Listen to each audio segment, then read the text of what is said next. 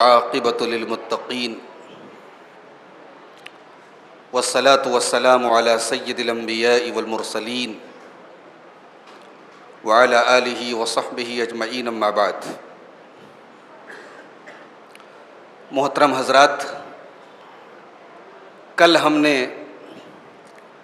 قرآن مجید کے 17ویں اور 18ویں پارے کی آیتوں کی تفسیر آپ کے سامنے پیش کی تھی۔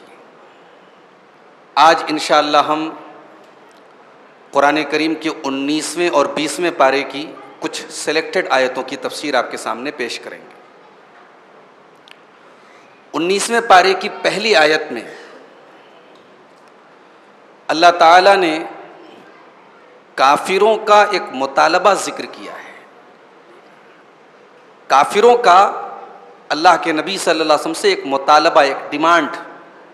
اللہ فرماتا ہے وَقَالَ الَّذِينَ لَا يَرْجُونَ لِقَاءَنَا لَوْلَا أُنزِلَ عَلَيْنَا الْمَلَائِكَةُ أَوْ نَرَى رَبَّنَا۔ وہ لوگ جو ہم سے ملاقات کی امید نہیں رکھتے، جو آخرت پر ایمان نہیں رکھتے، وہ کہتے ہیں کہ ہمارے اوپر فرشتے کیوں نہیں اترتے؟ اے محمد صلی اللہ علیہ وسلم، آپ کہتے ہیں کہ جبریل آپ کے پاس آتے، ہمارے پاس جبریل کیوں نہیں آتے؟ او نرا ربنا، آپ کہتے ہیں کہ اللہ ہی ہمارا رب ہے، تو اللہ تعالیٰ ہمارے سامنے فیس ٹو فیس آ کر کے یہ بات کیوں نہیں کہتا ہے؟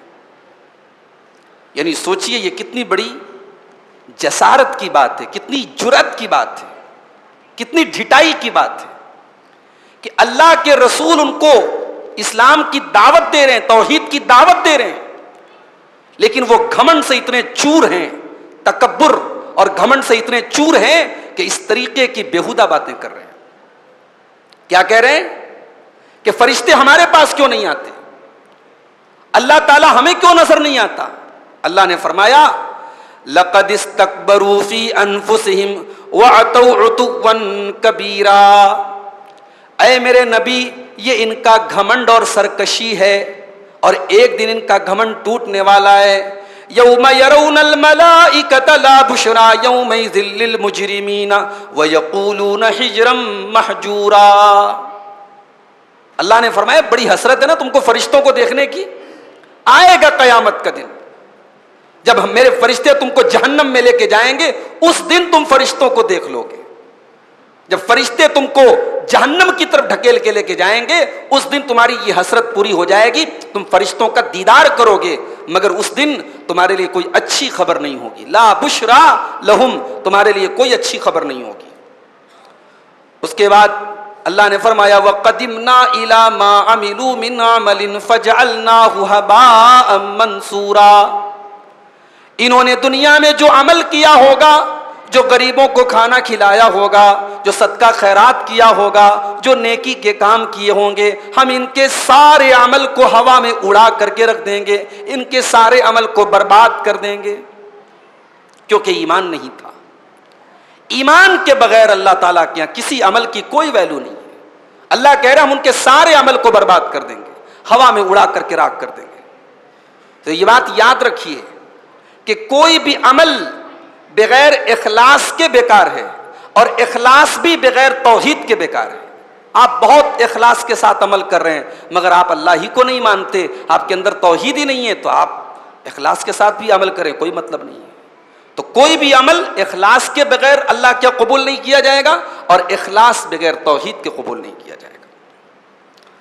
اس کے بعد یہ بتایا گیا کہ قیامت کے دن کچھ لوگ اپنے ہاتھوں کو کاٹیں گے، جنہوں نے دنیا میں غلط لوگوں کی صحبت میں رہ کر، غلط لوگوں کے ساتھ رہنے کی وجہ سے انہوں نے اللہ کو چھوڑا تھا، اللہ کے دین کو چھوڑا تھا، انہیں کل قیامت کے دن پچھتانا پڑے گا۔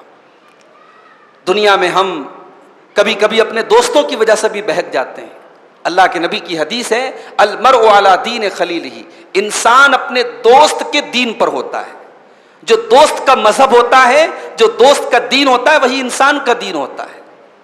کبھی کبھی انسان کو گمراہ کرنے میں اس کے دوست کا بہت بڑا رول ہوتا ہے، تو کوشش کیجئے کہ آپ کی دوستی اچھے لوگوں سے ہو، ورنہ قیامت کے دن ہمیں اور آپ کو پچھتانا پڑ سکتا ہے۔ وَيَوْمَ يَعَضُّ الظَّالِمُ عَلَى يَدَيْهِ يَقُولُ يَا لَيْتَنِي اتَّخَذْتُ مَعَ الرَّسُولِ سَبِيلًا۔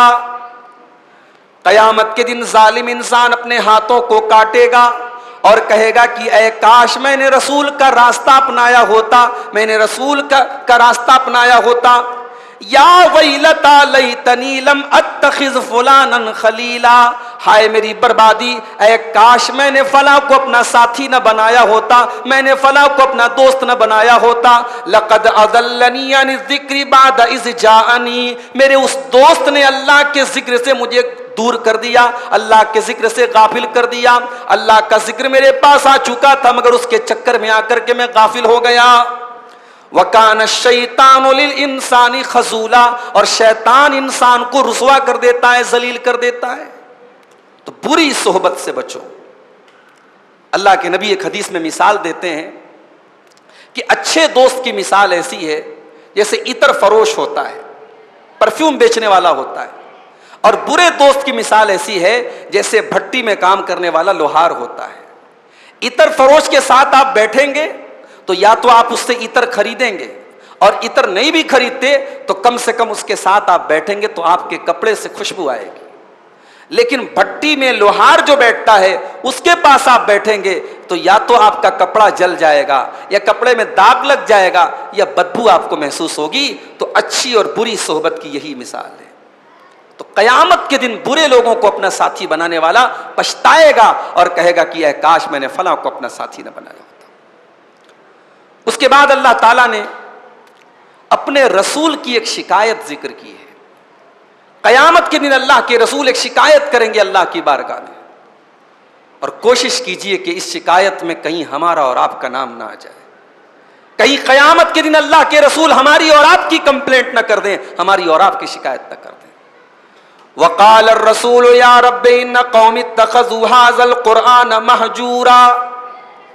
قیامت کے دن اللہ کے رسول کہیں گے میرے پروردگار ہے، میرے اللہ ہے، میرے رب، میری قوم نے قرآن کو چھوڑ دیا تھا، میری قوم نے قرآن کو پسے پشت ڈال دیا تھا، قرآن کو ترک کر دیا تھا، قرآن کو چھوڑ دیا تھا۔ قرآن کو چھوڑنے کا کیا مطلب ہے؟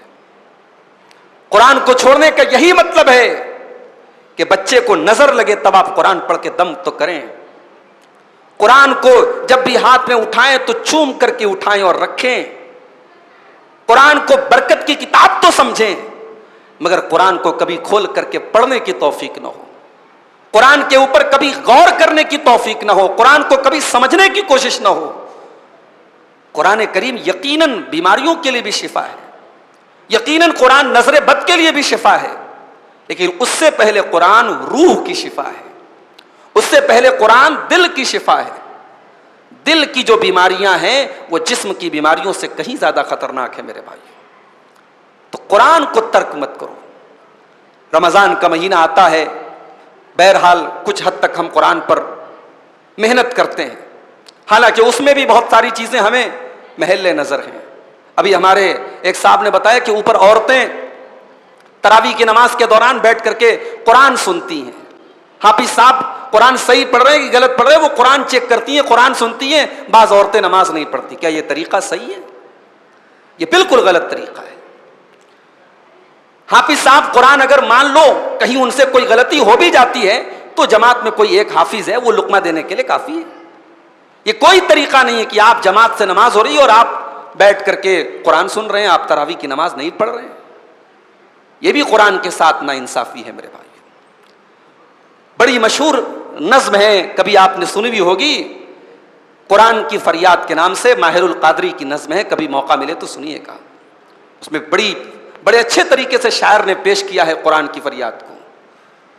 طاقوں میں سجایا جاتا ہوں، دو دو کے پلایا جاتا ہوں، محفل میں سنایا جاتا ہوں، آنکھوں سے لگایا جاتا ہوں۔ چوما چاٹا جاتا ہے قرآن کو، لیکن قرآن دل میں نہیں اتر رہا ہے، قرآن کے اوپر عمل نہیں ہو رہا ہے، قرآن دلوں کو اپیل نہیں کر رہا ہے۔ قرآن تو وہ کتاب ہے کہ اللہ نے کہا لو انزلنا هذا القرآن على جبل لرأيته خاشعا متصدعا من خشیۃ اللہ، اگر ہم نے اس قرآن کو کسی پہاڑ کے اوپر بھی اتارا ہوتا تو پہاڑ بھی اللہ کے خوف سے ریزہ ریزہ ہو جاتا۔ اے انسان، تیرے دل کی کیا اوقات ہے؟ تیرا دل تو گوشت پوشت کا بنا ہوا ملائم سا دل ہے، یہ قرآن تو پہاڑ کو ریزہ ریزہ کر سکتا ہے، یہ قرآن تیرے دل پر کوئی اثر کیوں نہیں ڈال رہا ہے؟ اس کا مطلب کہ تیرا دل بڑا کٹھور ہو چکا ہے، تیرا دل بہت سخت ہو چکا ہے، تیرا دل بہت کڑا ہو چکا ہے۔ تو قرآن کے ذریعے اپنے دلوں کو سافٹ کرو میرے بھائی، قرآن کو پڑھو، قرآن کو سنو، قرآن پر عمل کرو، قرآن سے اپنی زندگی کو سجا لو۔ وہ دعا آپ کو یاد ہے جو اللہ کے نبی مصیبت کے وقت میں پڑھتے تھے؟ بڑی پیاری دعا، یاد کر لیجئے اس کو۔ اللہم انی عبدک ابن عبدک ابن امتک ناصیتی بیدک ماض فی حکمک عدل فی قضاؤک، اے اللہ میں تیرا بندہ ہوں، تیرے بندے کا بیٹا ہوں، تیری بندی کا بیٹا ہوں، اے اللہ میری پیشانی تیرے ہاتھ میں ہے، اے اللہ میرے بارے میں تیرا ہی فیصلہ چلتا ہے، اے اللہ تو جو بھی فیصلہ کرتا ہے میرے بارے میں عدل و انصاف کے اوپر مبنی ہوتا ہے۔ اسألک بکل اسم هو لک سمیت به نفسک او انزلتہ فی کتابک او علمتہ احدا من خلقک او استاثرت به فی علم الغیب عندک، اے اللہ میں تجھ سے دعا کرتا ہوں تیرے ہر اس نام کے وسیلے سے جو نام تو نے اپنا خود لیا ہے یا اپنی کتاب میں اتارا ہے یا اپنے کسی رسول کو بتایا ہے یا علم غیب میں تو نے اپنے پاس رکھا ہے۔ انت جعل القرآن ربیع قلبی ونور صدری وجلاء حزنی وذہاب ہمی، اے اللہ تو قرآن کو میرے دل کی بہار بنا دے، میرے غم کا علاج بنا دے، میری تکلیفوں کا مداوع بنا دے، اے اللہ اس قرآن کو میری مشکلوں کا حل بنا دے۔ یہ اللہ کے نبی پریشانیوں میں دعا پڑھتے تھے، تو قرآن کی شکایت کریں گے اللہ کے رسول، اور یہی اکلوتی شکایت ہے جو قرآن کے اندر ذکر کی گئی ہے۔ یہ قرآن کی اکلوتی جگہ ہے جہاں اللہ کے رسول اپنے رب کو اے رب کہہ کر کے پکارتے ہیں، اور یہاں اپنے رب کی بارگاہ میں شکایت کرتے ہیں کہ میری قوم نے قرآن کو چھوڑ دیا تھا۔ آج قصے کہانیاں سننے کے لیے لاکھوں کی بھیڑ لگ جاتی ہے میرے بھائی، قرآن کا درس ہو، قرآن کی تفسیر ہو، لوگوں کو انٹرسٹ نہیں ہے، لوگوں کو توجہ نہیں ہے کہ صاحب یہ قرآن کی تفسیر بیان ہو رہی ہے۔ قرآن کے ساتھ یہ سلوک اللہ کے ہماری پکڑ ہوگی میرے بھائی۔ اللہ کے رسول شکایت کریں گے کہ اے اللہ میری قوم نے قرآن کو چھوڑ دیا تھا، اسے قصے کہانی راس آتے تھے، اسے دنیا کی داستانیں راس آتی تھی، اسے قرآن راس نہیں آتا تھا۔ وقال الرسول یا رب ان قوم اتخذوا هذا القرآن مہجورا، قیامت کے دن اللہ کے رسول کہیں گے اے میرے رب میری قوم نے قرآن کو چھوڑ دیا تھا۔ اس کے بعد اللہ اپنے رسول سے کہتا ہے کہ اے نبی ان کافروں سے کہو کہ رحمان کو سجدہ کرو، ان کافروں سے کہو کہ رحمان کو سجدہ کرو۔ تو جواب میں کافر کیا کہتے ہیں؟ وَإِذَا قِيلَ لَهُمُ اسْجُدُوا لِلرَّحْمَنِ قَالُوا وَمَا الرَّحْمَنُ أَنَسْجُدُ لِمَا تَأْمُرُنَا وَزَادَهُمْ نُفُورًا۔ اے نبی جب ان کافروں سے کہا جاتا ہے کہ رحمان کو سجدہ کرو تو یہ کافر کہتے ہیں کہ رحمان کون ہے؟ یہ رحمان کو پہچانتے ہی نہیں ہیں، یہ رحمان کا انکار کرتے ہیں، یہ کہتے ہیں کہ رحمان کون ہے؟ انسجد لما تامرنا، کیا تو جس کو حکم دے گا ہم اس کو سجدہ کریں گے؟ وزادہم نفورا، اور اے نبی جب آپ ان سے کہتے ہیں کہ رحمان کو سجدہ کرو تو وہ اور زیادہ رحمان سے دور بھاگنے لگتے ہیں، اور زیادہ نفرت کرنے لگتے ہیں۔ یہ آیت سجدہ ہے، یہ سورہ فرقان کی وہ آیت ہے جس پر ہم سجدہ کرتے ہیں۔ کافروں سے کہا گیا سجدہ کرو، وہ نہیں کرتے، ہم سے کہا گیا تو ہم کرتے ہیں۔ اس لیے اس آیت پر اللہ کے نبی نے سجدہ کیا، یہ بتانے کے لیے کہ اے کافروں تم رحمان کو نہیں پہچانتے مگر ہم رحمان کو پہچانتے ہیں اور ہم رحمان کے آگے سجدہ کرتے ہیں۔ اس کے بعد اللہ نے اپنے اسپیشل بندوں کی 12 صفتیں بیان کی ہیں سورہ فرقان کے آخر میں۔ آج صبح کی تقریر میں نے وہ 12 چیزیں بیان کی تھی۔ ان 12 چیزوں میں ایک چیز یہ بھی ہے کہ رحمان کے بندے 3 کام نہیں کرتے۔ والذین لا يدعون مع اللہ الہا آخر، وہ اللہ تعالیٰ کے ساتھ کسی کو نہیں پکارتے۔ وَلَا يَقْتُلُونَ النَّفْسَ الَّتِي حَرَّمَ اللَّهُ إِلَّا بِالْحَقِّ، وہ کسی بے قصور کو قتل نہیں کرتے، وَلَا يَزْنُونَ، اور وہ زنا نہیں کرتے۔ یہ 3 گناہ ہیں جو شریعت میں اکبر الکبائر ہے، تمام کبیرہ گناہوں میں سب سے بڑے گناہ ہیں۔ علامہ ابن تیمیہ کہتے ہیں کہ جانتے ہو یہ 3 گناہ سب سے بڑے گناہ کیوں ہیں؟ کیونکہ انسان کے اندر 3 چیزوں کی طاقت ہوتی ہے۔ یہ بڑے نقطے کی بات بتائی علامہ ابن تیمیہ نے، کہا کہ انسان کے اندر 3 طریقے کی طاقت ہوتی ہے۔ ایک ہوتی ہے عقل کی طاقت، ایک ہوتی ہے غصے کی طاقت، اور ایک ہوتی ہے شہوت کی طاقت۔ انسان کے اندر عقل پائی جاتی ہے، غصہ پایا جاتا ہے، اور شہوت پائی جاتی ہے۔ عقل کا غلط استعمال ہو تو شرک کرتا ہے، غصے کا غلط استعمال ہو تو قتل کرتا ہے، اور شہوت کا غلط استعمال ہو تو زنا کرتا ہے۔ اور انہی 3 چیزوں کو اللہ تعالیٰ نے ٹاپ 3 کرائم قرار دیا ہے، اور کہا کہ میرے اسپیشل بندے یہ 3 کام نہیں کرتے۔ اسی لیے جب اللہ کے نبی سے پوچھا گیا کہ سب سے بڑا گناہ کیا ہے، تو آپ نے سب سے پہلے شرک کا نام لیا۔ پھر پوچھا گیا سب سے بڑا گناہ کیا ہے، آپ نے قتل کا نام لیا۔ پھر پوچھا گیا کہ سب سے بڑا گناہ کیا، تو آپ نے زنا کا نام لیا ہے۔ یہی 3 بڑے بڑے گناہ ہیں جن سے رحمان کے بندے بچتے ہیں۔ اس کے بعد سورہ شعراء شروع ہوتی ہے۔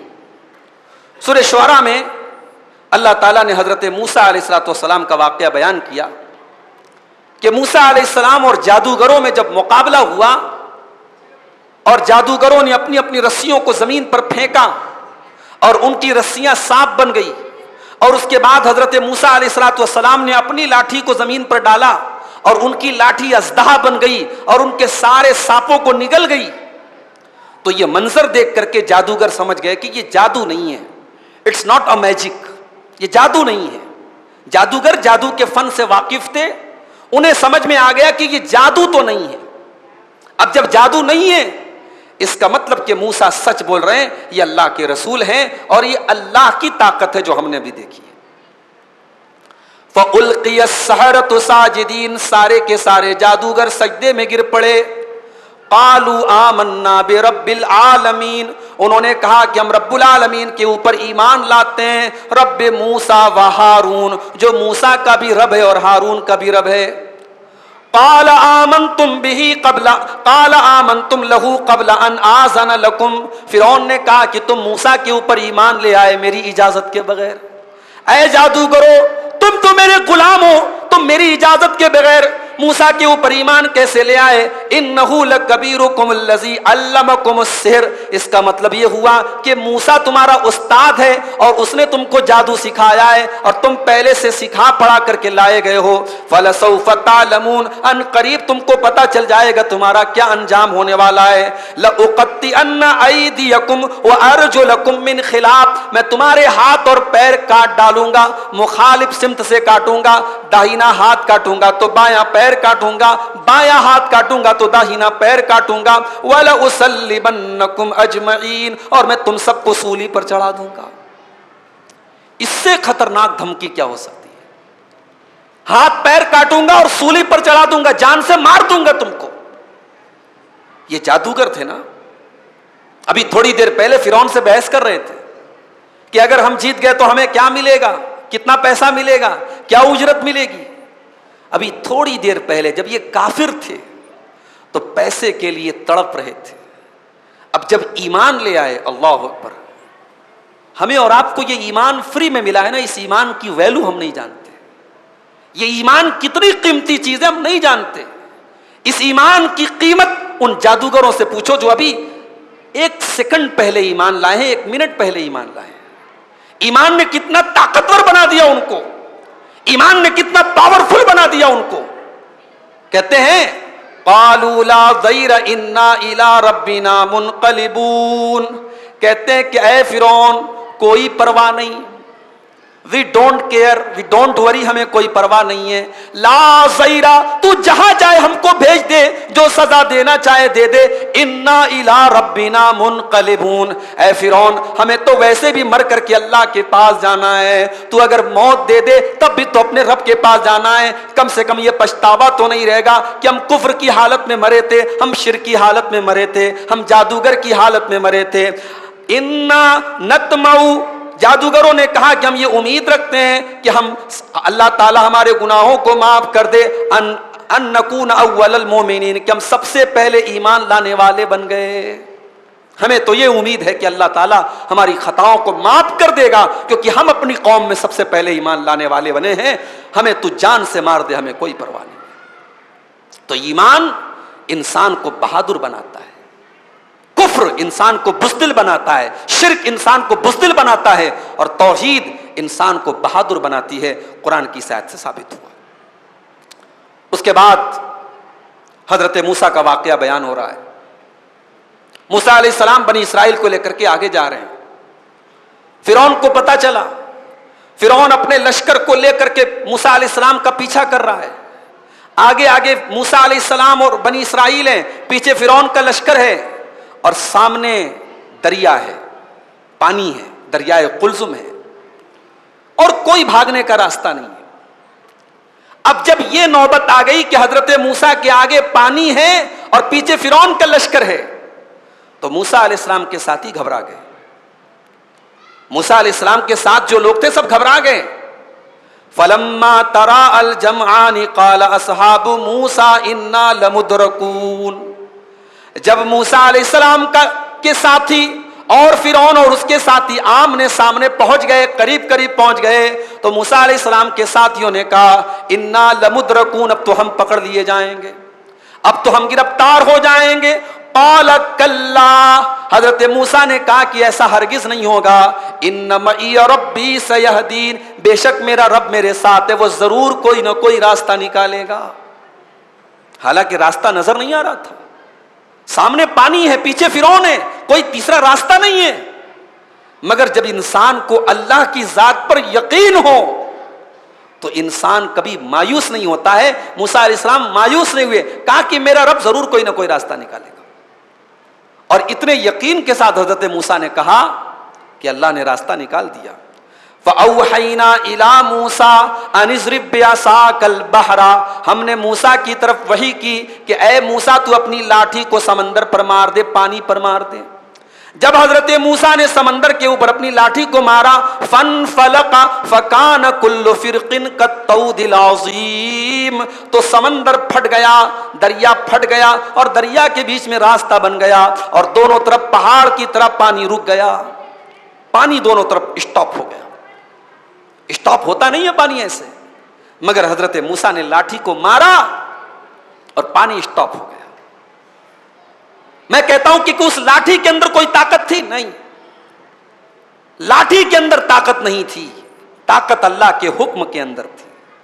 کسی مفسر نے بڑا پیارا جملہ کہا ہے کہ جب اللہ ساتھ ہو تو نہ آگ جلاتی ہے، لن نار یحرق ولا البحر یغرق. جب اللہ ساتھ ہو تو نہ پانی ڈباتا ہے اور نہ آگ جلاتی ہے.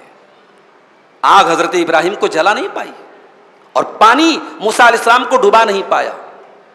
تو پانی کے اندر کون سی طاقت پیدا ہو گئی؟ اللہ نے طاقت پیدا کر دی اور پانی کو اسٹاپ کر دیا، دونوں طرف پانی رک گیا. اس کے بعد حضرت ابراہیم کا واقعہ بیان کیا گیا. حضرت ابراہیم اپنی قوم کو دعوت توحید دے رہے ہیں، اپنی قوم کے بتوں کی بے بسی بیان کر رہے ہیں کہ تمہارے یہ پتھر کے بت معبود نہیں ہو سکتے، رب نہیں ہو سکتے.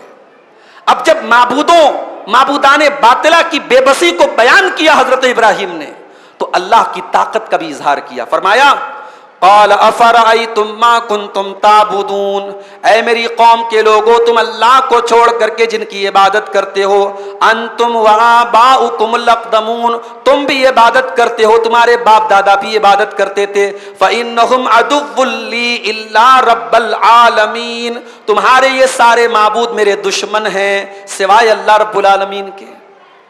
یہاں ایک سوال پیدا ہوتا ہے، ابراہیم علیہ السلام کی قوم پیڑ پودے کی بھی پوجا کرتی تھی، ستاروں کی پوجا کرتی تھی، چاند کی پوجا کرتی تھی، پتھر کے بتوں کی پوجا کرتی تھی. تو پتھر کا بت اور چاند اور سورج یہ سب ابراہیم کے دشمن کیسے ہو گئے؟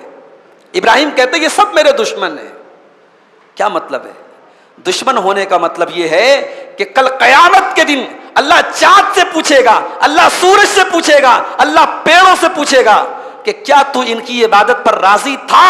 چاند کہے گا اے اللہ میں تو تیری مخلوق تھا، میں تو تیرے اشارے پر چلتا تھا. سورج کہے گا میں تو تیری مخلوق تھا، میں تیرے حکم پر چلتا تھا. پیڑ کہے گا اے اللہ میں تو تیرے حکم پر نکلتا تھا. یہ سب انکار کر دیں گے اور دشمن بن جائیں گے اس کے جو ان کی پوجا کرتا تھا، ان کی عبادت کرتا تھا.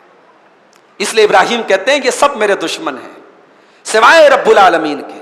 اب رب العالمین کون ہے؟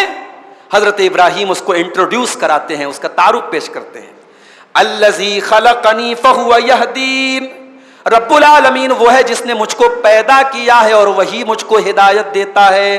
والذی هو یطعمنی ویسقین. وہی مجھ کو کھانا کھلاتا ہے اور وہی مجھ کو پانی پلاتا ہے. کھانا کا ذکر بعد میں کیا، پانی کا ذکر بعد میں کیا، ہدایت کا ذکر پہلے کیا. پتہ یہ چلا کہ انسان کے لیے کھانا سے ضروری اور پانی سے ضروری ہدایت ہے. ہدایت بڑی نعمت ہے کھانے اور پانی سے. اللہ اگر کسی کو بھوکا رکھے، کسی کو پیاسا رکھے، یہ اتنی بڑی مصیبت نہیں ہے. اگر اللہ کسی کو ہدایت سے محروم کر دے یہ بہت بڑی مصیبت ہے. دنیا کی سب سے بڑی نعمت ہدایت ہے اور اسی لیے ہم 5 ٹائم کی نماز میں اللہ سے ہدایت مانگتے ہیں. اہدنا الصراط المستقیم کہ پروردگار تو ہم کو ہدایت عطا فرما صراط مستقیم. اس کے بعد ابراہیم علیہ السلام کہتے ہیں وَإِذَا مَرِضْتُ فَهُوَ يَشْفِينِ. اور جب میں بیمار ہوتا ہوں تو وہی اللہ مجھے شفا دیتا ہے.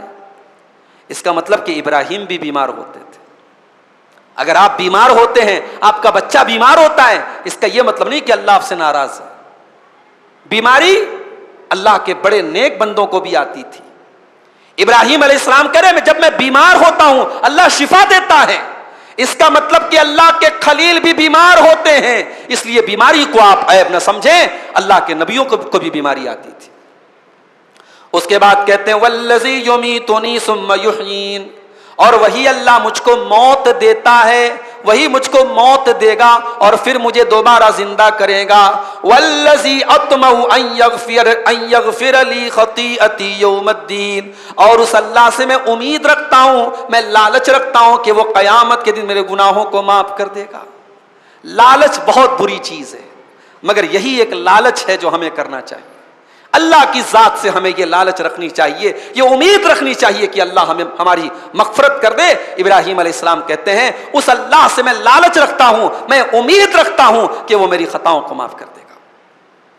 اس کے بعد حضرت ابراہیم علیہ السلام اللہ کی بارگاہ میں ایک دعا کرتے ہیں، بڑی پیاری دعا کرتے ہیں. وَلَا تُخْزِنِي يَوْمَ يُبْعَثُونَ. اے اللہ تو مجھے قیامت کے دن رسوا نہ کرنا، ذلیل نہ کرنا. یوم لا ينفع مال ولا بنون. قیامت کے دن نہ مال کام آئے گا نہ اولاد کام آئے گی. الا من اتى الله بقلب سلیم. قیامت کے دن تو وہی انسان کامیاب ہوگا جو قلب سلیم لے کر کے آئے گا، جو صاف ستھرا دل لے کر کے آئے گا، جس کے دل میں کینہ کپٹ نہیں ہوگا، جس کے دل میں شرک نہیں ہوگا، جس کے دل میں بدعت نہیں ہوگی، جس کے دل میں غیر اللہ کی محبت نہیں ہوگی. قیامت کے دن ہماری زمین جائیداد، ہماری پراپرٹی، ہمارے بال بچے ہمارے کام نہیں آئیں گے. ہمارا دل اگر صاف ہوگا تو یہی چیز ہمارے کام آئے گی. اس لیے ہو سکے تو اپنے دل کو صاف کر لو میرے بھائیوں. اس کے بعد سورہ شعراء کی آخری آیت اللہ تعالیٰ شاعروں کا ذکر کرتا ہے. شاعری خراب چیز نہیں ہے، لیکن عام طور سے شاعر لوگ جو ہوتے ہیں نا وہ بہت پھیکم پھاک کرتے ہیں. شاعر لوگ کیا کرتے ہیں؟ بہت یعنی 1 انچ کی چیز کو 1 میٹر کا بیان کرتے ہیں. شاعروں کی یہی بات ہوتی ہے. ہوتے بالکل فٹیچر ہیں اور بیان کیا کریں گے؟ میں اس کے تاج کی قیمت لگا. ابے تیرے پاس تاج واج ہے ہی نہیں، تو تاج کی قیمت کہاں سے لگا کے آیا ہے؟ تو شاعروں کی جو دنیا ہوتی ہے بڑی نرالی دنیا ہوتی ہے. اللہ نے اس کا ذکر کیا ہے. شاعروں کو سمجھنے کے لیے یہ آیت بہت اہم آیت ہے. وَالشُّعَرَاءُ يَتَّبِعُهُمُ الْغَاوُونَ. شاعروں کی پیروی وہی لوگ کرتے ہیں جو گمراہ ہوتے ہیں. گمراہ لوگ شاعروں کی پیروی کرتے ہیں. الم تر انہم فی کل واد یہیمون، کیا تم نہیں دیکھتے کہ شاعر لوگ ہر وادی کا چکر لگاتے ہیں، کبھی ایران کی بات کرتے ہیں، کبھی توران کی بات کرتے ہیں، وہ ہر وادی کا چکر لگاتے ہیں۔ وانہم یقولون ما لا یفعلون، اور شاعر لوگ وہ بات کہتے ہیں جو کرتے نہیں ہیں۔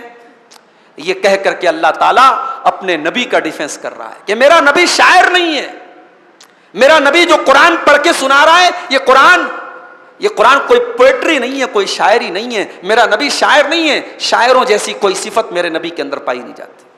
شاعر لوگوں کی تو کوئی دنیا ہی نہیں ہوتی، وہ کبھی یہاں ہے کبھی وہاں ہے، اور شاعر لوگوں کے کردار میں اور گفتار میں بہت فرق ہوتا ہے، تو میرا نبی شاعر نہیں ہے۔ اب سوال پیدا ہوا کہ کیا سارے شاعر برے ہیں؟ کیا شاعری اپنے آپ میں بری ہے؟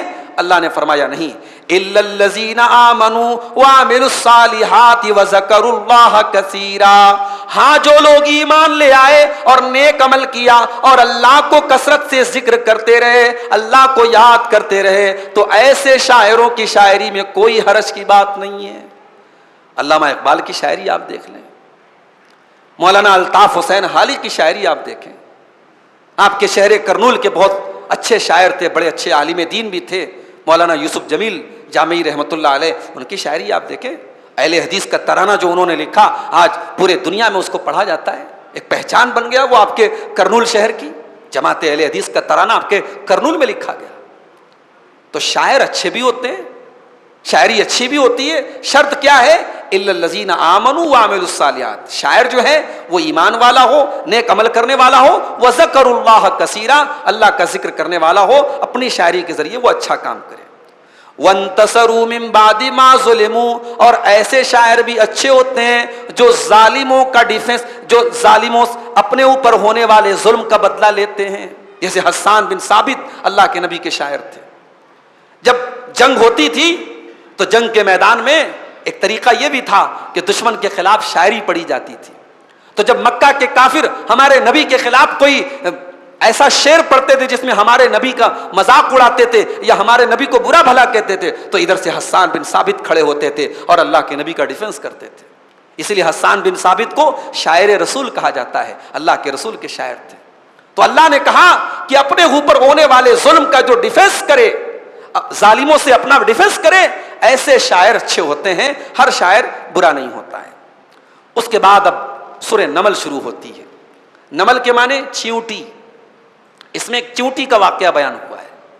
حضرت سلیمان علیہ السلام اپنے لشکر کے ساتھ جا رہے ہیں، اب راستے میں ایک جگہ چیونٹیوں کی بستی رہتی ہے، چیونٹیوں کی وادی رہتی ہے، اب وہاں سے حضرت سلیمان گزر رہے ہیں، تو چیونٹیوں کی جو رانی ہوتی ہے اس کو اپنی رعایا کی کتنی فکر ہے۔ دیکھو بادشاہ وہی اچھا ہے جس کو اپنی رعایا کی فکر ہو، جس حاکم کو اپنی رعایا کی فکر نہ ہو، وہ کبھی یہاں گھومتا ہو کبھی وہاں گھومتا ہو، کبھی چیتے کے ساتھ کھیلتا ہو کبھی بندر کے ساتھ کھیلتا ہو، کائے کا حاکم ہے وہ؟ حاکم وہ ہے جسے اپنی رعایا کی فکر ہو۔ اب ایک چیونٹی رانی ہے، اسے اپنی چیونٹیوں کی فکر ہے۔ اب حضرت سلیمان کا لشکر جا رہا ہے تو اسے یہ خطرہ پیدا ہوا کہ کہیں میری بستی کے اوپر سلیمان علیہ السلام اور ان کے ساتھیوں کا پیر نہ پڑ جائے۔ تو چیونٹیوں کی جو رانی ہوتی ہے وہ اپنی سہیلیوں سے ایک بات کہتی ہے۔ اچھا، اللہ تعالیٰ نے حضرت سلیمان کو جانوروں کی بولی سمجھنے کا بھی ہنر دیا تھا، اللہ نے ان کو یہ ٹیلنٹ دیا تھا کہ وہ چیونٹی کی آواز کو بھی سن لیتے تھے۔ اللہ اکبر، کیسے پیغمبر تھے اور کیسا اللہ نے ان کو علم دیا تھا۔ حتی اذا اتوا علی واد النمل، یہاں تک کہ جب سلیمان علیہ السلام کا گزر چیونٹیوں کی وادی کے پاس سے ہوا، قالت نملۃ، ایک چیونٹی نے کہا، یا ایھا النمل ادخلوا مساکنکم، اے چیونٹیوں تم جلدی سے اپنے گھر میں چلی جاؤ، لا یحطمنکم سلیمان وجنودہ وہم لا یشعرون، کہیں ایسا نہ ہو کہ سلیمان اور ان کا لشکر تم کو روند ڈالے اور ان کو پتہ بھی نہ چلے، کہیں ایسا نہ ہو کہ سلیمان اور ان کا لشکر اپنے پیروں سے تمہیں روند دے اور ان کو پتہ نہ چلے۔ چیونٹی نے یہ کیوں کہا کہ ان کو پتہ نہ چلے؟ چیونٹی نے ہمیں اور آپ کو سبق دیا کہ سلیمان اور ان کا لشکر جان بوجھ کر کے ایک چیونٹی پر بھی ظلم نہیں کر سکتا، اس آیت پر ایک مفسر نے بڑا پیارا کمنٹ کیا ہے، کہا کہ چیوٹی نے ہمیں سبق سکھایا کہ اگر کسی کی غلطی بیان بھی کرو تو اس کے لیے عذر بھی تلاش کر لو. ہم کبھی عذر نہیں تلاش کرتے. اگر کسی سے کوئی غلطی ہو جائے تو ہم فوراً بلیم کرتے ہیں، فوراً الزام لگاتے ہیں. اس چیوٹی نے حضرت سلیمان کو بلیم نہیں کیا. اس نے کہا اگر سلیمان اور ان کا لشکر ہمارے اوپر چڑھ جائے گا تو بے خبری میں چڑھے گا، جان بوجھ کے نہیں چڑھے گا. اللہ کا نبی جان بوجھ کر کے ایک چیوٹی پر بھی ظلم نہیں کر سکتا. تو جو لوگ یہ کہتے ہیں کہ اسلام آتنکواد کی تعلیم دیتا ہے، ان کو قرآن کی یہ آیت پڑھنی چاہیے کہ کوئی بھی نبی ایک چیوٹی کے اوپر اتیاچار نہیں کر سکتا، تو پھر کسی نبی کے ماننے والے کسی نردوش کے اوپر اتیاچار کیسے کر سکتے ہیں، کسی بے قصور پر ظلم کیسے کر سکتے ہیں. اسلام کسی کے اوپر ظلم کرنے کی اجازت نہیں دیتا. اب جب سلیمان علیہ السلام نے چیوٹی کی یہ بات سنی، فَتَبَسَّمَ ضَاحِكًا مِّن قَوْلِهَا، اس کی بات سن کر کے ان کو ہنسی آ گئی. سلیمان علیہ السلام کو ہنسی آ گئی. وقال، اور وہ کہنے لگے، رب اوزعنی ان اشکر نعمتک التی انعمت علی، اے میرے پروردگار تو مجھے توفیق دے کہ جو نعمت تو نے میرے اوپر کی ہے میں اس نعمت کا شکریہ ادا کروں. وعلی والدی، اور میرے ماں باپ کے اوپر تو نے جو نعمت کی ہے میں اس کا بھی شکریہ ادا کروں. وان اعمل صالحا ترضا، اور اے اللہ تو مجھے توفیق دے کہ میں ایسا نیک عمل کروں تو جس سے راضی ہو جائے. وادخلنی برحمتک فی عبادک الصالحین، اور اے اللہ تو اپنی رحمت سے اپنے نیک بندوں میں مجھ کو شامل کر لے. یہ سلیمان علیہ السلام کی دعا ہے، بڑی پیاری دعا ہے.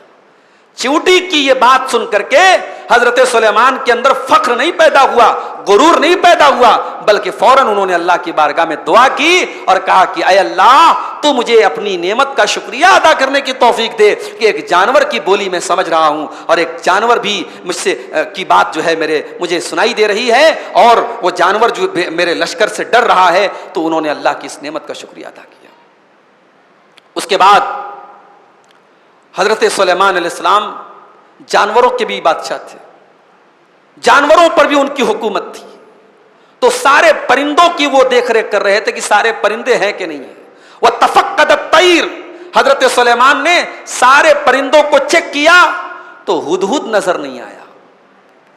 ایک بات یہ بھی پتا چلی کہ جو نگراں ہو، جو گارجین ہو، اس کی ذمہ داری ہے کہ وہ نظر رکھے کہ میرے انڈر گارڈنگ میں جو لوگ ہیں وہ کس حال میں ہیں. آپ گھر کے گارجین ہیں، آپ کی جوان لڑکی صبح شام کے 4 بجے سے لے کر کے رات 8 بجے تک غائب اور آپ کو کوئی خبر نہیں ہے. کوچنگ سینٹر کے نام پر لڑکیاں مال میں گھوم رہی ہیں، سہیلی کے گھر جانے کے نام پر لڑکیاں اپنے دوستوں کے ساتھ سیر کر رہی ہیں. یہ آج مسلم معاشرے کی حالت میں بتا رہا ہوں.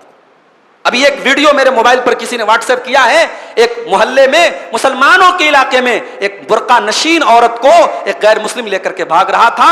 جب لوگوں کو شک ہوا گاڑی کو روکا، تب جا کر کے پول کھلی. ڈیلی اس طریقے کی خبریں آ رہی ہیں. مسلمان لڑکیاں غیر مسلموں کے ساتھ فرار ہو رہی ہیں، ان کے ساتھ شادی کر رہی ہیں. اس کے بعد کتنی ایسی ہوتی ہیں کہ شادی کرنے کے بعد اور ان کی عزت کا جنازہ نکالنے کے بعد ان کا وہ عاشق ان کو قتل کر دیتا ہے یا ان کو لے جا کر کے بیچ دیتا ہے. اور یہ ایک شہر کی نہیں، پورے ملک کی یہ حالت ہو چکی ہے. مختلف شہروں سے یہ خبر آ رہی ہے. سلیمان علیہ السلام کے جیسے گارجین بنو میرے بھائی. ایک پرندہ بھی نظر نہیں آیا تو سلیمان کو پتا چل گیا کہ ہدہد نظر نہیں آ رہا ہے. کہا کہ کیا بات ہے، مالیا لا ارى الہدہد، ہدہد کیوں نظر نہیں آ رہا ہے. ام کان من الغائبین، کیا ہدہد کہیں غائب ہے، کہیں گیا ہوا ہے. لأعذبنہ عذابا شدیدا، میں ہدہد کو بہت سخت سزا دوں گا. او لأذبحنہ، اگر ضرورت پڑی تو میں ہدہد کو ذبح کر دوں گا، اس کو قتل کر دوں گا. او لیاتینی بسلطان مبین، یا تو ہدہد کوئی دلیل لے کر کے آئے کہ کہاں گیا ہے، میری اجازت کے بغیر وہ کہاں چلا گیا ہے. تو تھوڑی دیر کے بعد ہدہد تشریف لایا. ہدہد ایک پرندہ ہے، وہ آیا. جب وہ آیا تو آ کر کے اس نے پہلی بات کیا کہی، فقال احطت بما لم تحط به وجئتك من سبأ بنبأ یقین. اس نے کہا کہ اے سلیمان، میں وہ خبر لایا ہوں جو خبر آپ کے پاس بھی نہیں ہے. ہائے ہائے ہائے، ایک پرندہ ایک نبی سے کہہ رہا ہے کہ میں وہ بات جانتا ہوں جو آپ نہیں جانتے. اس سے ایک بات تو یہ پتا چلی کہ نبی کو علم غیب نہیں ہوتا، نبی کو تمام غیب کی باتیں معلوم نہیں ہوتی، اور دوسری بات یہ پتا چلی کہ ایک پرندہ بھی ایک نبی سے اس طریقے سے بات کر رہا ہے کہ میں وہ خبر لایا ہوں جو آپ کے پاس نہیں ہے، میں کہاں سے آ رہا ہوں، میں ملک کے سبا سے آ رہا ہوں اور ایک سچی خبر لے کر کے آیا ہوں۔ میں کیا خبر لے کے آیا ہوں؟ انی وجدت امرأۃ تملکہم، میں نے دیکھا کہ ملک کے سبا پر ایک عورت حکومت کرتی ہے۔ پرندے نے بھی اس بات کو عجیب طریقے سے بیان کیا، اس کو عجیب لگی یہ بات کہ عورت حکومت کر رہی ہے۔ اللہ کے نبی فرماتے ہیں، صحیح بخاری کی روایت ہے کہ وہ قوم کبھی کامیاب نہیں ہو سکتی جو اپنے معاملات کا ذمہ دار کسی عورت کو بنائے۔ میری مائیں بہنیں برا نہ مانیں، اس میں عورت کی توہین نہیں ہے، اس میں عورت کی توہین نہیں ہے۔ بچہ پیدا کرنے کا کام آج بھی عورت ہی کرتی ہے، مرد نہیں کر سکتا۔ بچے کا خیال رکھنا، بچے کی تمام ذمہ داریاں آج بھی ماں ہی ادا کر سکتی ہے، باپ نہیں کر سکتا۔ اس میں باپ کی کوئی توہین نہیں ہے، یہ ماں کا کام ہے۔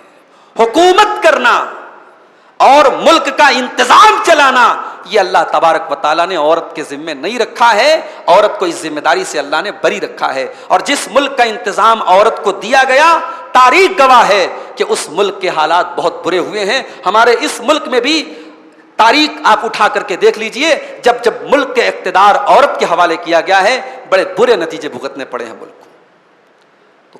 تو حدود نے کہا کہ میں نے دیکھا کہ عورت حکومت کر رہی ہے، اور عورت کوئی معمولی عورت نہیں ہے، وہ اوتیت من کل شیء، اس عورت کو ہر چیز دی گئی ہے، اس کے پاس ہر چیز ہے۔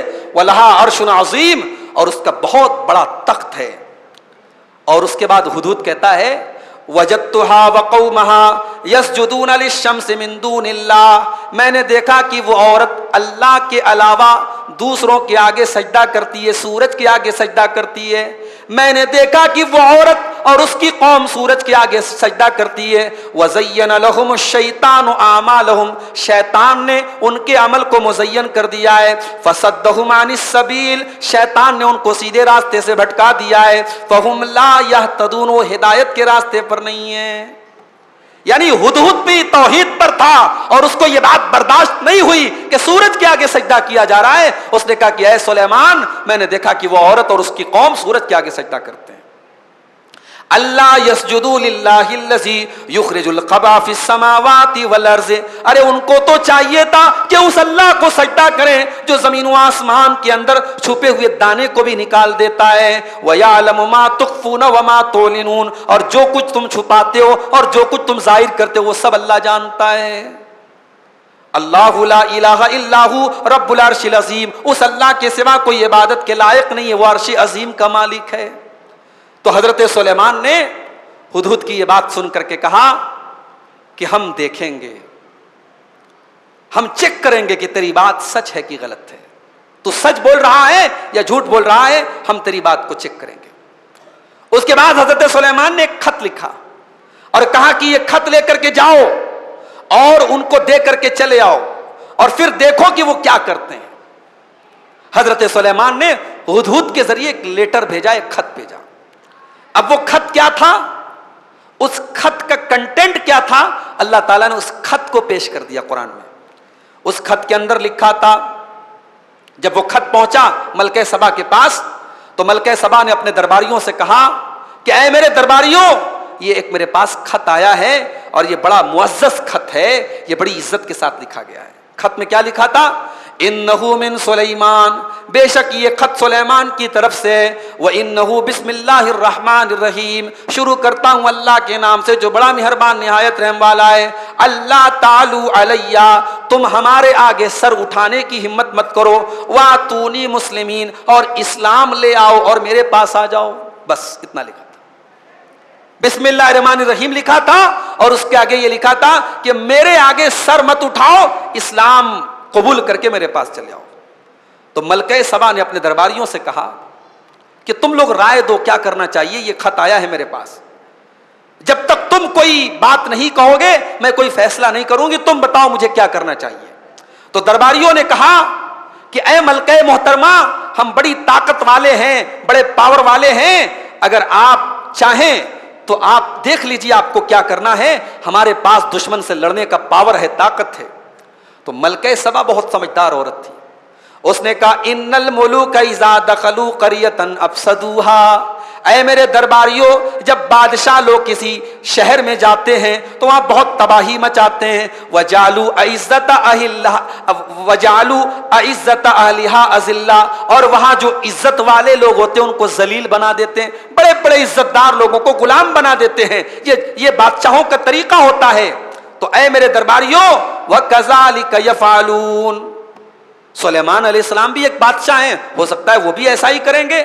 تو میں ایک کام کرتی ہوں، میں ایک تحفہ بھیجتی ہوں، میں سلیمان کے پاس ایک بڑا گفٹ بھیجتی ہوں اور میں دیکھتی ہوں کہ اس گفٹ کے ملنے پر سلیمان علیہ السلام کا ریاکشن کیا ہوتا ہے. جب ملکہ سبا کا وہ گفٹ پہنچا حضرت سلیمان کے پاس تو حضرت سلیمان نے بڑے جلال کے ساتھ کہا اتمدوننی بمال فما آتانی اللہ خیر مما آتاکم، کیا تم مجھے مال کے ذریعے خریدنا چاہتے ہو؟ مجھے اللہ نے جو دیا ہے وہ میرے لیے بہتر ہے. بل انتم بہدیتکم تفرحون، تم اپنے ہدیے پر خوش رہو، تم اپنے تحفے پر خوش رہو، مجھے تمہارا تحفہ نہیں چاہیے.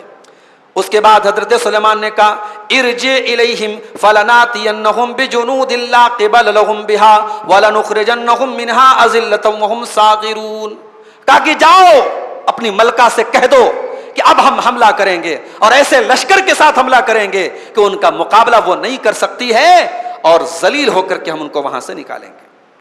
اس کے بعد حضرت سلیمان نے اپنے درباریوں سے کہا کہ کیا تم میں سے کوئی ایسا ہے جو ملکہ سبا کے تخت کو لے آئے اس سے پہلے کہ وہ مسلمان بن کر کے میرے پاس آئیں؟ ان کا تخت میرے پاس کوئی لے کر کے آ سکتا ہے؟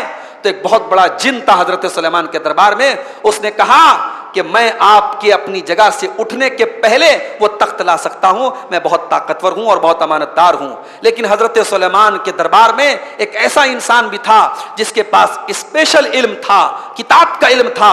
اس نے کہا کہ میں وہ تخت پلک جھپکنے کے پہلے لے آؤں گا. اے سلیمان، میں وہ تخت پلک جھپکنے کے پہلے لے آؤں گا. اور پلک جھپکنے کی دیر تھی کہ حضرت سلیمان کے سامنے ملکہ سبا کا تخت لا کر کے حاضر ہو گیا. اب حضرت سلیمان نے جب دیکھا کہ میرے دربار میں اتنے پاورفل لوگ ہیں کہ اتنے دور رہنے والی ملکہ کا تخت میرے سامنے لا کے رکھ دیا، تو حضرت سلیمان علیہ السلام نے فوراً اللہ کا شکر ادا کیا اور کہا ھذا من فضل ربی، یہ میرے رب کا فضل و کرم ہے. لیبلونی اشکر ام اکفر، میرا رب مجھے آزمانا چاہتا ہے کہ میں اس کا شکریہ ادا کرتا ہوں یا ناشکری کرتا ہوں. ومن شکر فانما یشکر لنفسہ، اور جو شکریہ ادا کرتا ہے وہ اپنے لیے شکریہ ادا کرتا ہے. ومن کفر فان ربی غنی کریم، اور جو ناشکری کرتا ہے تو میرا رب تو بے نیاز ہے، میرا رب تو بہت کرم والا ہے، میرے رب کو تمہارے شکریہ کی ناشکری کی کوئی ضرورت نہیں ہے. اس کے بعد حضرت سلیمان نے کہا اس ملکہ کے تخت کو بدل دو، اس کو چینج کر دو، بدل دو، ہم دیکھیں کہ وہ عورت ہدایت پاتی ہے یا نہیں پاتی ہے. اس کے بعد جب وہ عورت آتی ہے اور اس کے سامنے اس کا تخت حاضر کیا جاتا ہے اور اس سے کہا جاتا ہے کہ کیا یہ تیرا تخت ہے؟ تو کہتی ہے کأنہ ہوا، لگتا تو ہے کہ یہ میرا ہی تخت ہے. وَأُوتِينَ الْعِلْمَ مِنْ قَبْلِهَا وَكُنَّا مُسْلِمِينَ، اور وہ عورت کہتی ہے کہ اب ہمیں معلوم ہو چکا ہے کہ سلیمان علیہ السلام کا دین سچا ہے اور ہم اسلام قبول کرتے ہیں.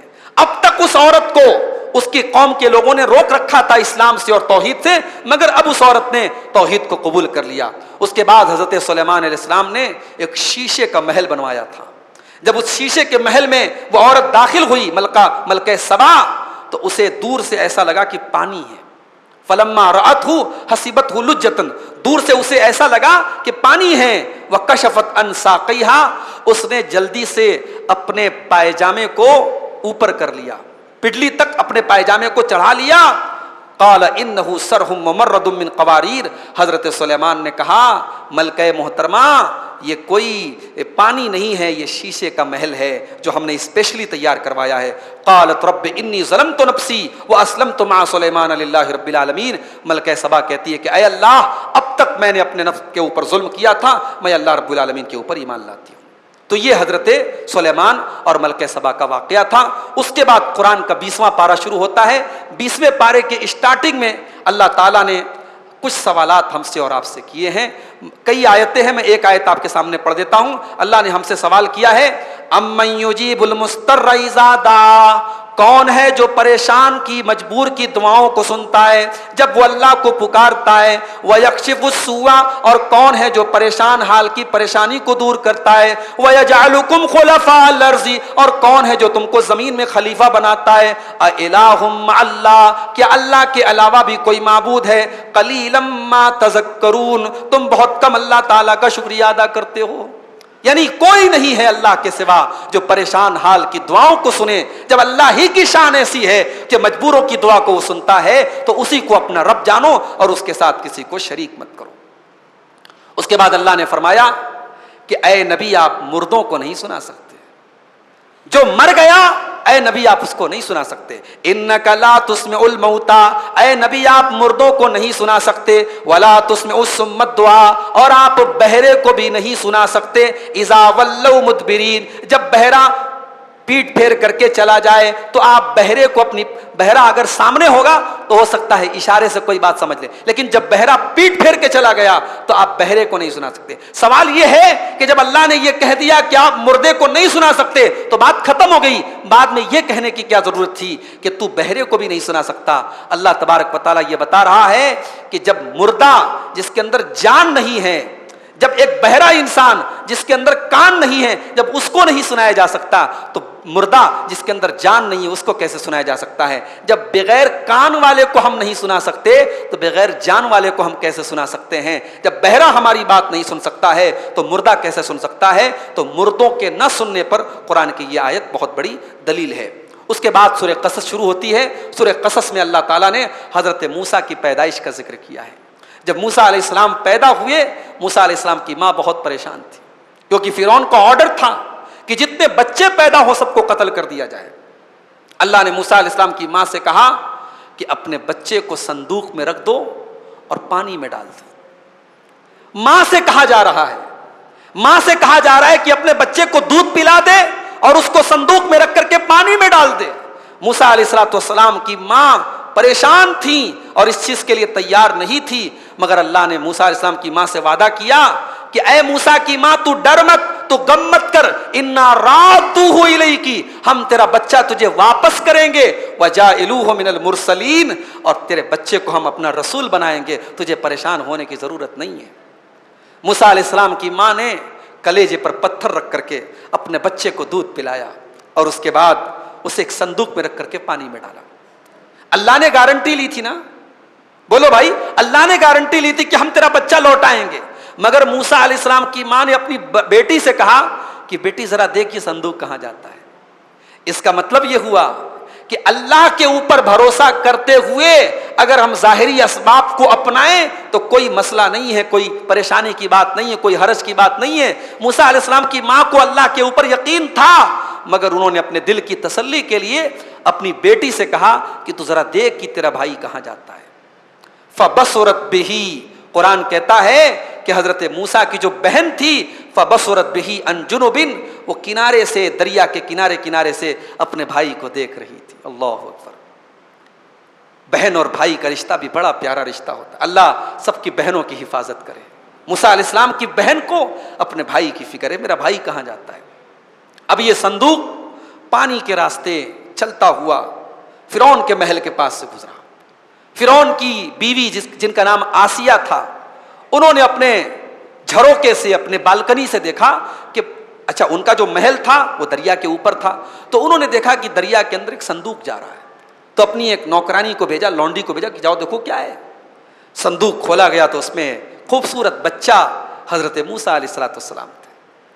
اب فرعون کو کوئی اولاد نہیں تھی، فرعون کو کوئی بیٹا نہیں تھا، تو فرعون کی بیوی نے اس بچے کو گود میں لیا اور فرعون سے کہا کہ لا تقتلوہ، اس بچے کو قتل مت کیجیے، اس بچے کو قتل مت کیجیے، عسیٰ ان ینفعنا او نتخذہ ولدا، ہو سکتا ہے یہ بچہ ہمارے کام آ جائے یا ہم اسے اپنا بیٹا بنا لیں۔ فرعون بہت بڑا ظالم تھا، بچوں کا قاتل تھا، مگر بیوی کی بات مان گیا۔ ہم میں سے بہت سارے لوگ ہیں کہ بہت اچھے اخلاق والے ہیں مگر بیویوں کے لیے شیر ہیں، صاحب کیا مجال ہے میری بیوی میرے سامنے ایک لفظ بول سکے۔ تو آپ اس کا مطلب کہ فرعون سے بھی زیادہ گئے گزرے ہیں، کیونکہ فرعون اتنا بڑا ظالم تھا مگر اپنی بیوی کا وفادار تھا اور بیوی کے ساتھ رحم دل تھا، بیوی کی بات مان گیا وہ.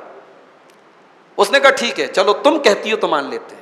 حالانکہ اس کو یہ بتایا گیا تھا کہ تیرے حکومت میں ایک بچہ پیدا ہوگا جو آگے چل کر کے تیری حکومت کو ختم کرے گا، سب اسے پتا تھا، مگر بیوی کی بات آ گئی تو سب بات ختم. اس نے کہا ٹھیک ہے.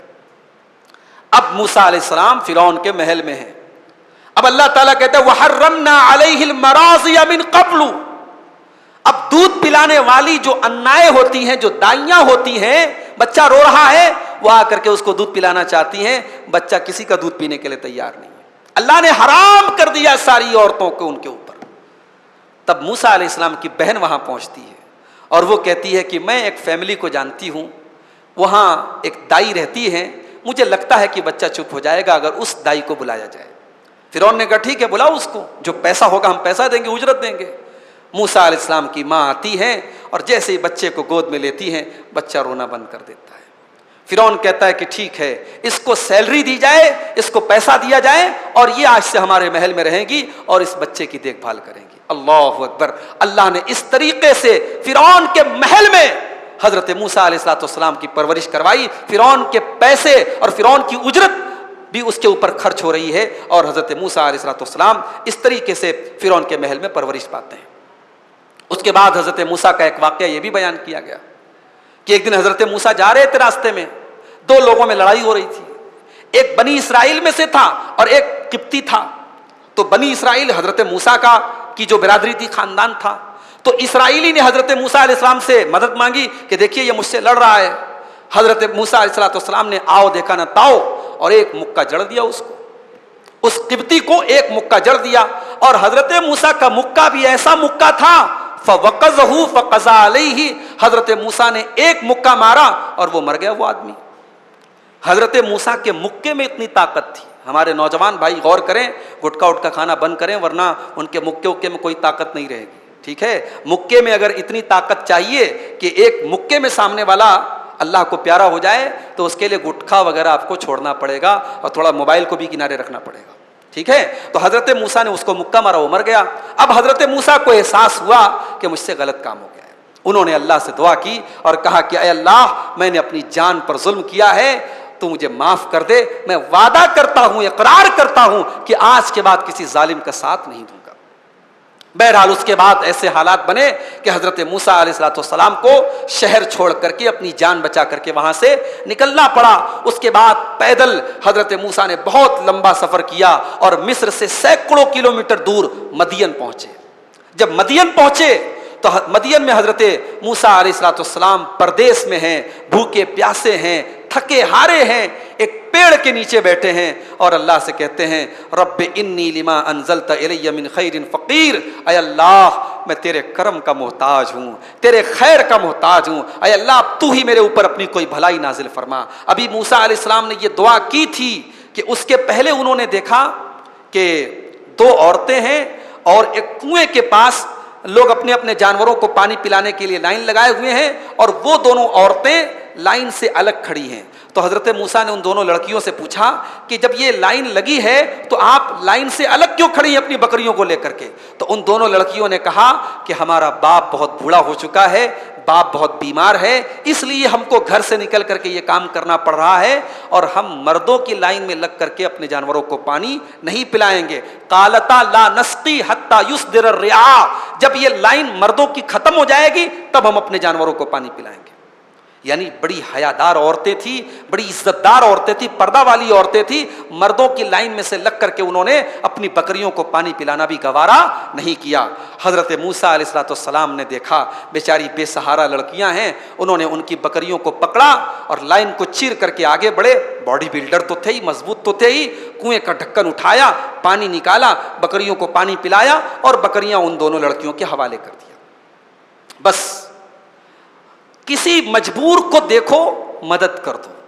ہمارے یہاں کیا ہوتا ہے، ہمارا نوجوان اگر کسی لڑکی کو اگر مدد کی ضرورت پڑ جائے تو بیچارہ آگے آگے ہو جاتا ہے کہ پہلے اس کی مدد کر دوں. اور مدد کرنے کے نام پر پھر اس سے راہ و رسم بڑھائی جائے، اس سے موبائل نمبر کا آدان پردان کیا جائے، اس سے تعلقات آگے بڑھ. یہ تو ہمارے نوجوانوں کا آج حال ہے. موسیٰ علیہ السلام نے انتظار نہیں کیا کہ وہ تھینک یو بولے کہ صاحب آپ نے بہت بڑا کام کر دیا، بہت بہت شکریہ آپ کا. موسیٰ علیہ السلام نے دونوں لڑکیوں کی مدد کی، وہ بکریاں لے کر کے آگے بڑھ گئی. موسیٰ علیہ السلام پیڑ کے نیچے آ کے بیٹھ گئے اور اللہ سے دعا کرتے ہیں کہ اے اللہ میں بھوکا ہوں. اچھا بھوکے تھے، چاہتے تو ان دونوں لڑکیوں سے کہہ سکتے تھے کہ میں نے تمہارا اتنا بڑا کام کر دیا، 2 روٹی کھلا دو، 1 گلاس پانی پلا دو، میرے پاس رہنے کو گھر نہیں ہے، دیکھو تمہارے گھر میں کوئی کمرہ ومرہ خالی ہے تو میرے رہنے کا انتظام کر دو.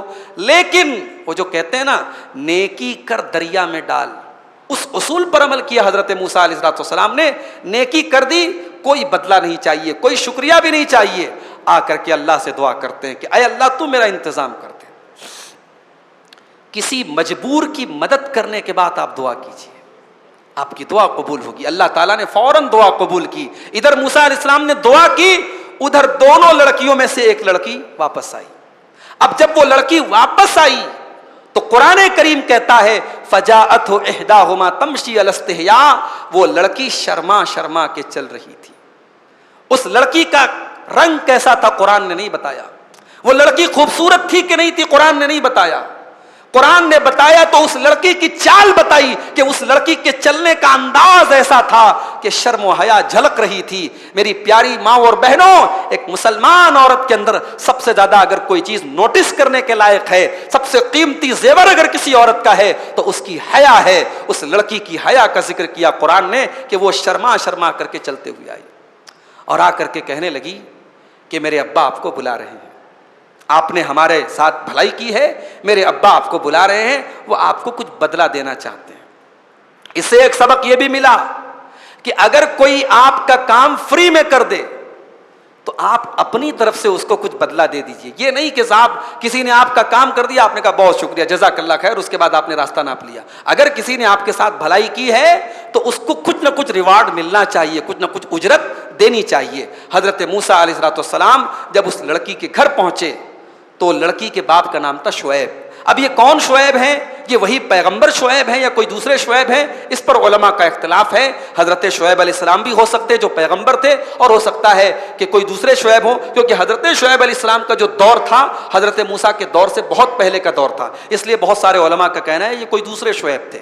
بہرحال جب ان کو حضرت موسیٰ نے اپنا پورا واقعہ سنایا تو انہوں نے کہا کہ آپ ڈریے مت، آپ اب سیف جگہ پر ہیں، یہ فرعون کے حکومت کے باہر کا علاقہ ہے، اب یہاں آپ کو کوئی خطرہ نہیں ہے. اس کے بعد اس آدمی کو اپنے گھر میں کام کرنے کے لیے ایک نوکر چاہیے تھا. شعیب کو، حضرت شعیب کو اپنے گھر میں کام کرنے کے لیے ایک ملازم چاہیے تھا. تو ان کی ایک بیٹی نے کہا کہ انہی کو ملازم رکھ لیجئے، یہ مجھ کو لے کر کے آئے ہیں، راستے میں انہوں نے ایک مرتبہ میری طرف دیکھا بھی نہیں، یعنی ان کی نظر بھی صحیح ہے، امانت دار بھی ہیں اور طاقتور بھی ہیں. ابھی اپنی آنکھوں سے دیکھ کے آئے کہ اپنے ہاتھوں سے انہوں نے کنویں کا ڈھکن اٹھایا اور ہماری بکریوں کو پانی پلایا ہے، تو طاقتور بھی ہیں اور امانت دار بھی، انہی کو نوکر بنا لیجئے. تو حضرت شعیب نے نوکر بنانے کے بجائے داماد بنا لیا. کہا کہ میں اپنی ایک بیٹی کی شادی آپ سے کرنا چاہتا ہوں، میں ایک بیٹی کی شادی آپ سے کرنا چاہتا ہوں، مگر آپ کو 8 سال میرے گھر پہ برتن مانجنا پڑے گا، 8 سال آپ کو میرے گھر پہ کام کرنا پڑے گا.